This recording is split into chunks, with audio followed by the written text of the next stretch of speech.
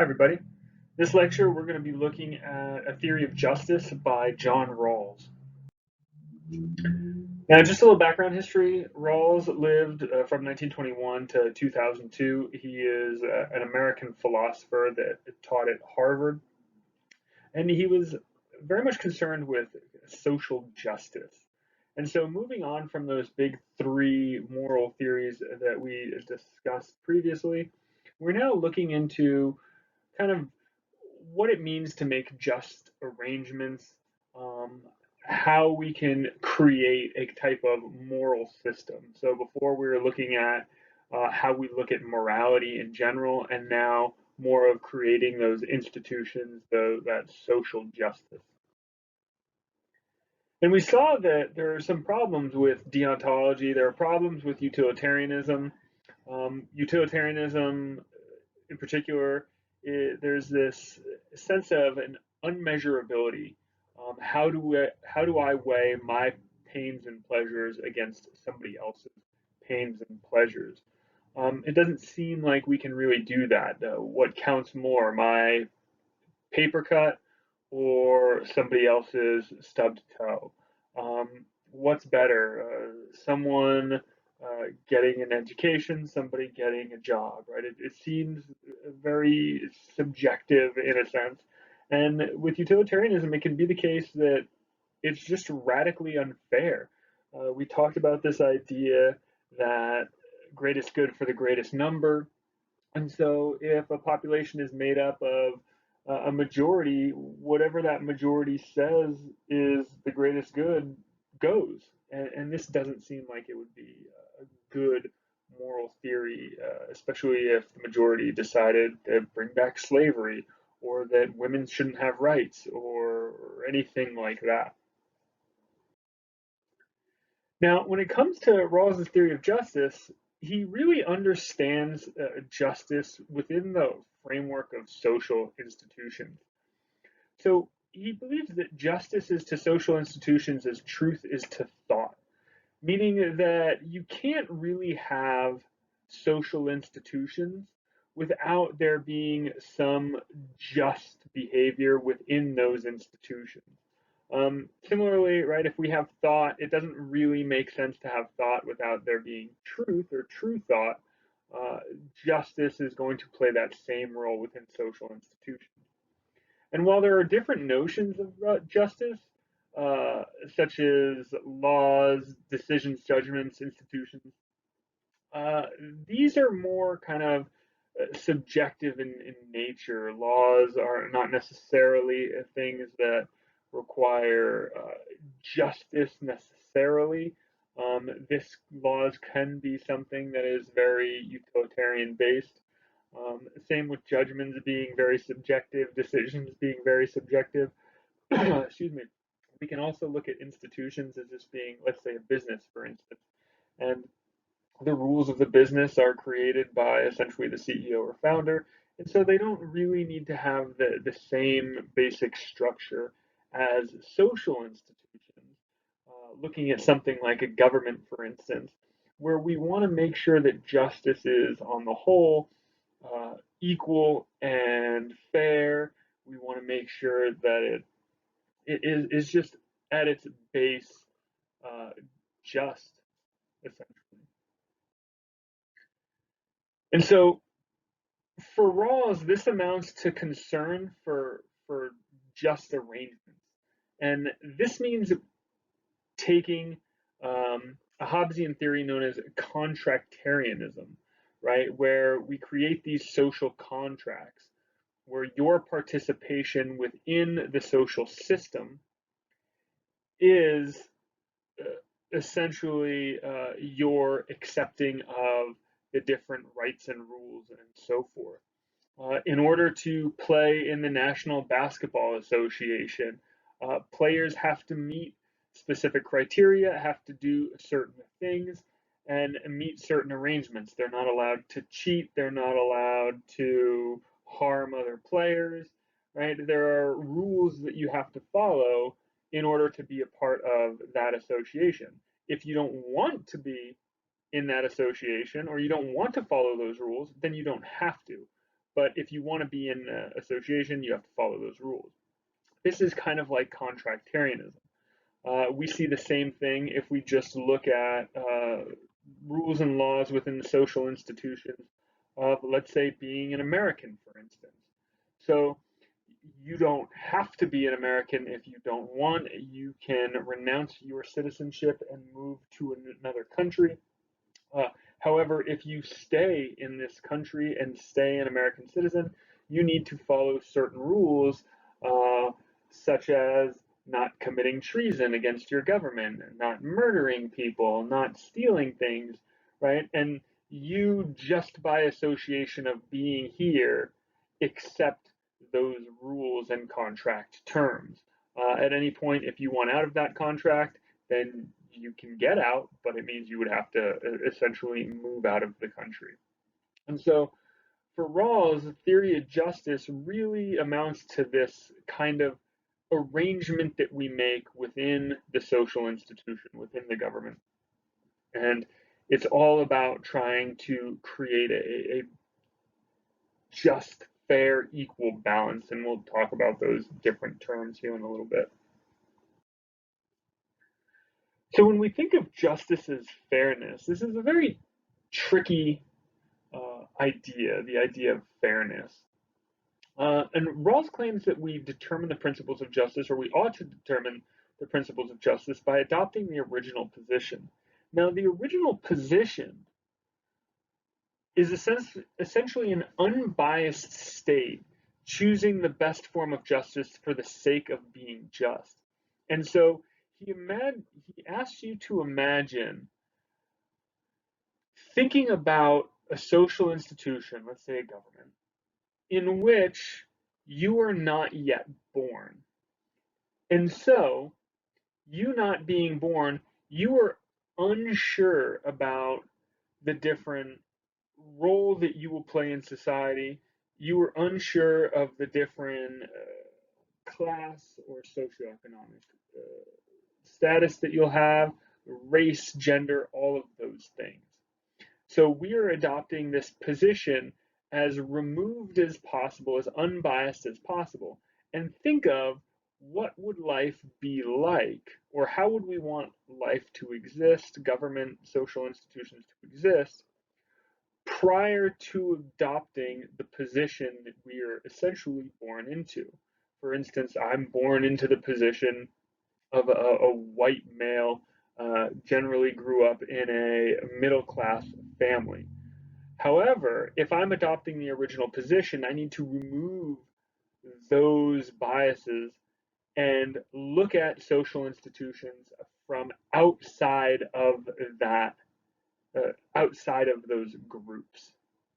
That way, we are creating the most fair and basic of social institutions. And so essentially what we're doing is that we're making these decisions behind a veil of ignorance.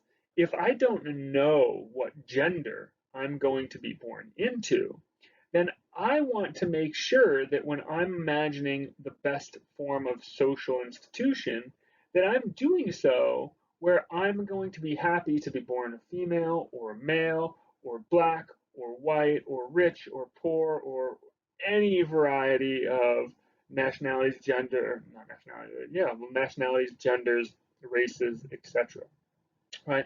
I'm not going to know whether or not I'm born in the United States, whether I'm born in a nice part of San Diego like La Jolla, or whether or not I'm going to be born in Iran or born in a more rough area of Chicago, right? I just don't know. And so I want to make decisions about social institutions before I really gain these biases, because just by being born into a certain gender or race or socioeconomic class, we start to have certain points of view which are going to cloud our judgment in terms of what is fair. And so ultimately, we're trying to gain a sense of kind of equal rights to where each person has an equal right to the most extensive basic liberty compatible with a similar liberty for others. So this is not uh, communism in a sense for Rawls. It's more of just because there are going to be differences, because there are going to be variety when it comes to race, gender, nationality, socioeconomic status, all that stuff, that it's important that each person at least has an equal right to the most extensive basic liberties. So we might see this within the realm of the Constitution as things like freedom of speech, freedom of religion. We might look at it in terms of clean drinking water or education. And so, regardless of the socioeconomic class, gender, all that stuff, that we're still at least being given or able to obtain these basic liberties. And notice that a lot of these things are positive rights that we're talking about in comparison to a negative right. So things like speech, religion, protest, right? These are going to be negative rights. These are rights that essentially the government does not infringe upon. So the government doesn't give you the right to practice religion or to practice free speech. What the government's saying within the Constitution is that the government will not prohibit these things because you were born with this. You were born with the ability to speak or practice religion or protest. These are negative rights. Positive rights, on the other hand, are rights that are given to people by society and government. These might include things like healthcare or education, clean drinking water, perhaps. And so, as Rawls is saying, we want to have equal rights in terms of the most extensive basic liberties. This is often a very tricky and difficult topic because when it comes to things like positive rights, you run into the problem of in order to maintain a positive right, in order to provide a positive right, the government needs to give something.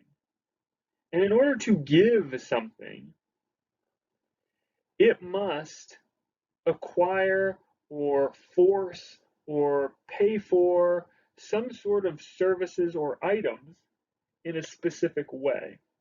For instance, looking at healthcare, part of the reason healthcare is such a difficult topic um, to deal with in government in the United States is because it is a positive right, which means in order to give healthcare to everybody, you must pay healthcare workers. You must force people to provide healthcare. And in order to force people to provide healthcare, you must pay them to do so, right? Because this isn't a government where we're just going to hold a gun to your head and say you have to be a doctor, right? Instead, we try to incentivize healthcare. We try to incentivize education so that we can get teachers and doctors and nurses.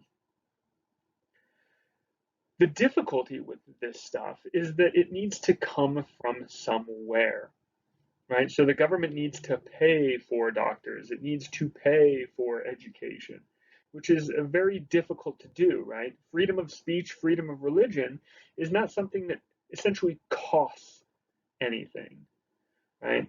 I don't need to force my fellow neighbor to give me the freedom to practice my religion, but I do need to force my neighbor to help me if I get injured, right? Because if I get injured, I need someone to help me. And in order for someone to help me, they need to be getting something in return.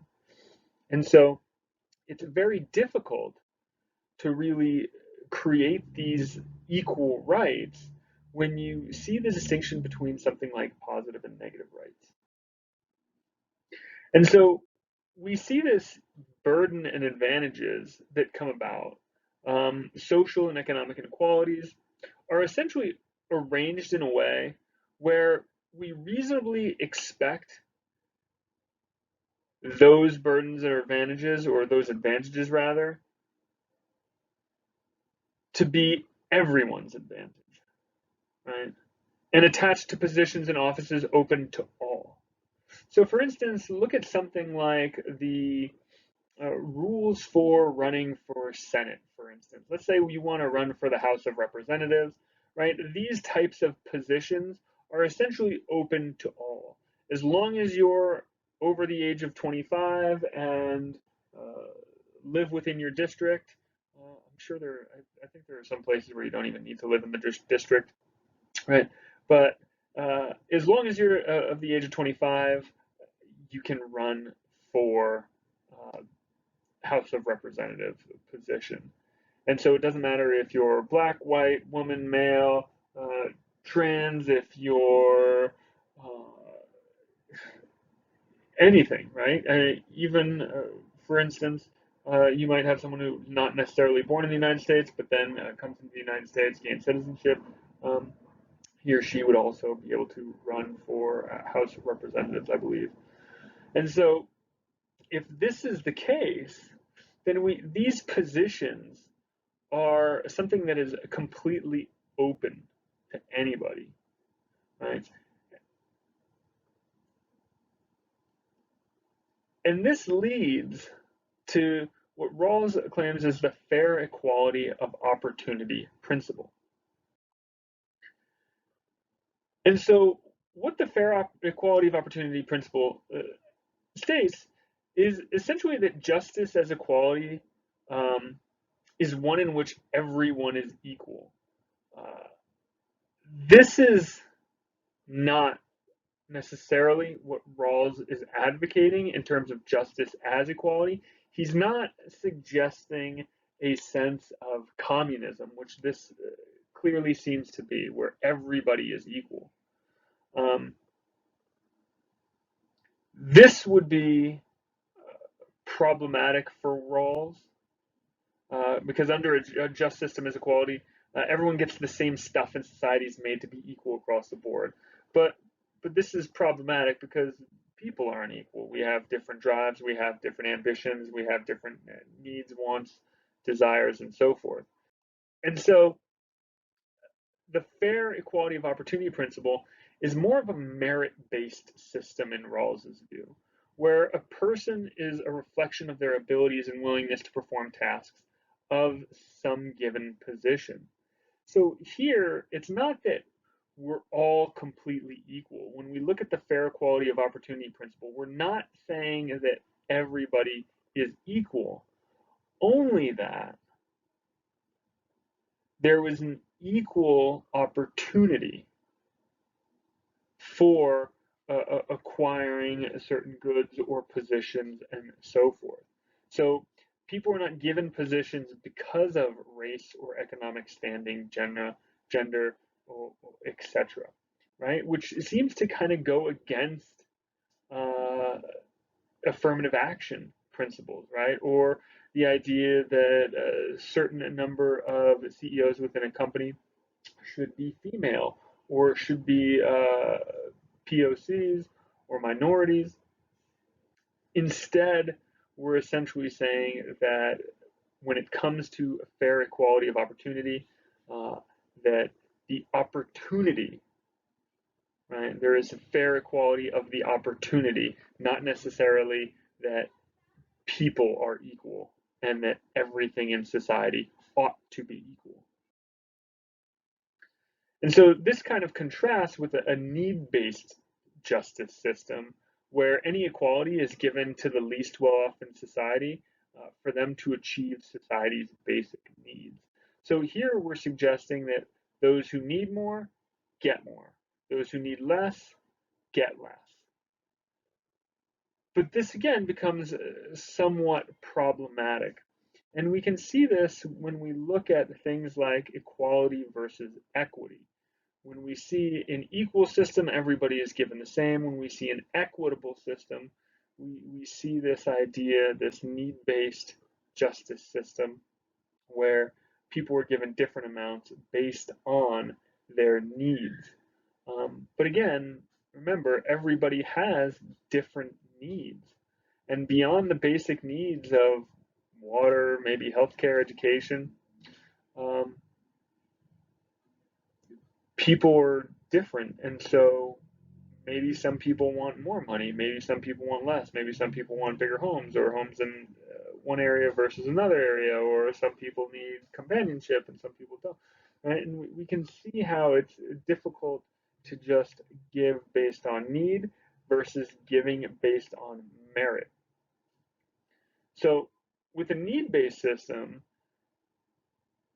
everyone starts at the same place, or essentially everyone starts somewhere different, but then ends in the same place.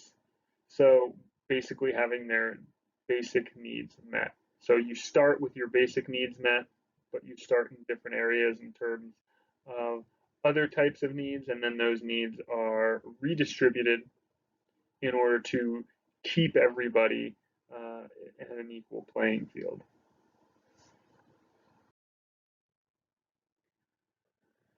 And again, we might look at this as being actually unfair. And so this is what Rawls runs into problems with. When we start talking about fairness and equality, equity, we can see that any talk really of the idea of fairness is fairly complicated. Because it would seem as though some people are just naturally worth more than others. For instance, if we were to look at basketball players, for instance, and I look at, I've got Kobe Bryant here on the slides. If we were to look at Kobe Bryant versus just some other player in the NBA during his time as a player, we might think that Kobe Bryant is more of an in-demand player. He is a draw for the NBA. People will go to watch him over other players. And so naturally, he becomes worth more than others. Now, would it be right? Would it be fair to knock Kobe down in order to level the playing field? Or would we want to encourage and support and help Kobe succeed so he becomes and flourishes as the star that he was? And it would seem as though we would want the latter in that instance, right? We would want to make sure that the Kobe's, the LeBrons are given the tools to become the absolute best that they can be, and therefore are going to draw more crowds. They're going to draw more ratings. They're going to get more sponsorships, which is good for the game of basketball. And because people develop abilities and skills unevenly, it would seem problematic for us to punish Kobe or LeBron for being good in order to level the playing field for everybody else. Because remember, just as someone doesn't choose to be born into a low socioeconomic family, the Kobe Bryants or I know LeBron James was born into a pretty low socioeconomic family, but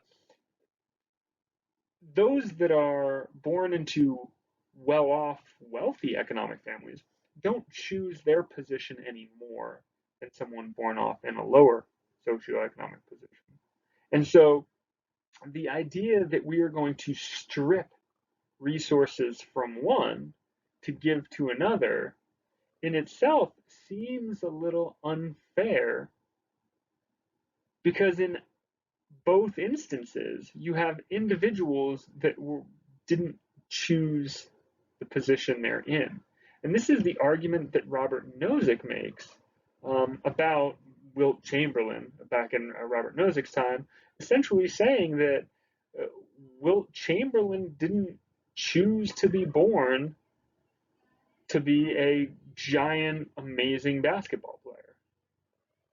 And so trying to take that away would be unfair to him, just like taking something away from anybody else, even if it is to try and level the playing field.